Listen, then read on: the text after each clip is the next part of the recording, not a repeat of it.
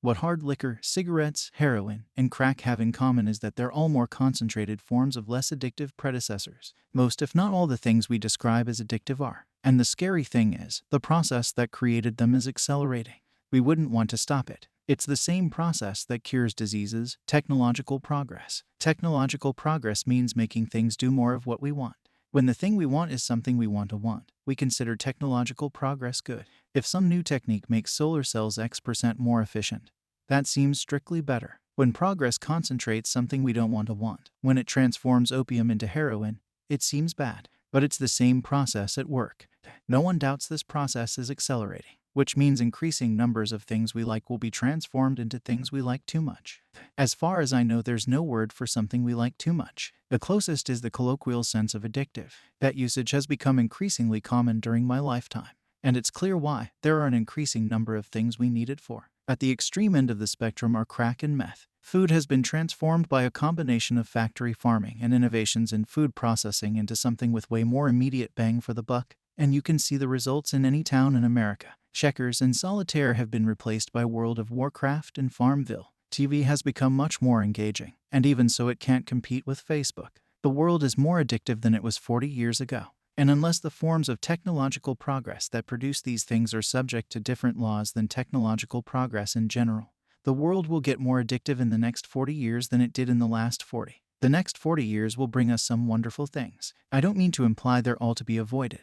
Alcohol is a dangerous drug, but I'd rather live in a world with wine than one without. Most people can coexist with alcohol, but you have to be careful. More things we like will mean more things we have to be careful about. Most people won't, unfortunately. Which means that as the world becomes more addictive, the two senses in which one can live a normal life will be driven ever further apart. One sense of normal is statistically normal, what everyone else does. The other is the sense we mean when we talk about the normal operating range of a piece of machinery, what works best. These two senses are already quite far apart. Already someone trying to live well would seem eccentrically abstemious in most of the US. That phenomenon is only going to become more pronounced. You can probably take it as a rule of thumb from now on that if people don't think you're weird, you're living badly. Societies eventually develop antibodies to addictive new things. I've seen that happen with cigarettes. When cigarettes first appeared, they spread the way an infectious disease spreads through a previously isolated population. Smoking rapidly became a normal thing. There were ashtrays everywhere. We had ashtrays in our house when I was a kid,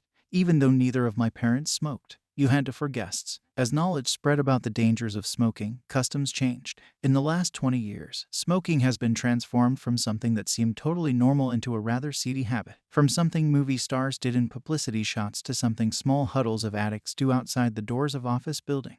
A lot of the change was due to legislation, of course, but the legislation couldn't have happened if customs hadn't already changed. It took a while though, on the order of 100 years. And unless the rate at which social antibodies evolve can increase to match the accelerating rate at which technological progress throws off new addictions, we'll be increasingly unable to rely on customs to protect us. Unless we want to be canaries in the coal mine of each new addiction, the people whose sad example becomes a lesson to future generations, we'll have to figure out for ourselves what to avoid and how. It will actually become a reasonable strategy to suspect everything new. In fact, even that won't be enough. We'll have to worry not just about new things, but also about existing things becoming more addictive. That's what bit me. I've avoided most addictions, but the internet got me because it became addictive while I was using it. Most people I know have problems with internet addiction. We're all trying to figure out our own customs for getting free of it.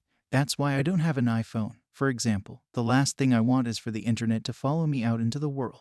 My latest trick is taking long hikes. I used to think running was a better form of exercise than hiking because it took less time. Now the slowness of hiking seems an advantage, because the longer I spend on the trail, the longer I have to think without interruption. Sounds pretty eccentric, doesn't it? It always will when you're trying to solve problems where there are no customs yet to guide you. Maybe I can't plead Occam's razor, maybe I'm simply eccentric. But if I'm right about the acceleration of addictiveness, then this kind of lonely squirming to avoid it will increasingly be the fate of anyone who wants to get things done. Will increasingly be defined by what we say no to. Notes: could you restrict technological progress to areas where you wanted it?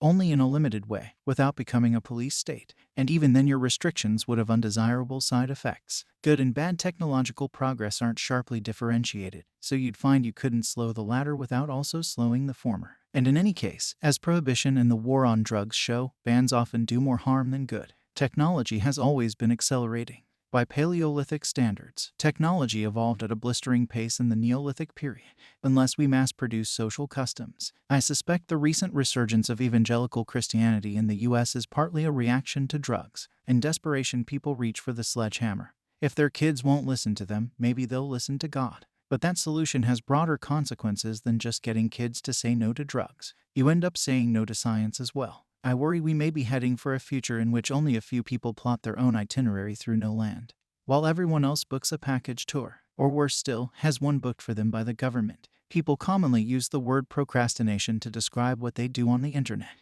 It seems to me too mild to describe what's happening as merely not doing work. We don't call it procrastination when someone gets drunk instead of working. Several people have told me they like the iPad because it lets them bring the internet into situations where a laptop would be too conspicuous. In other words, it's a hip flask.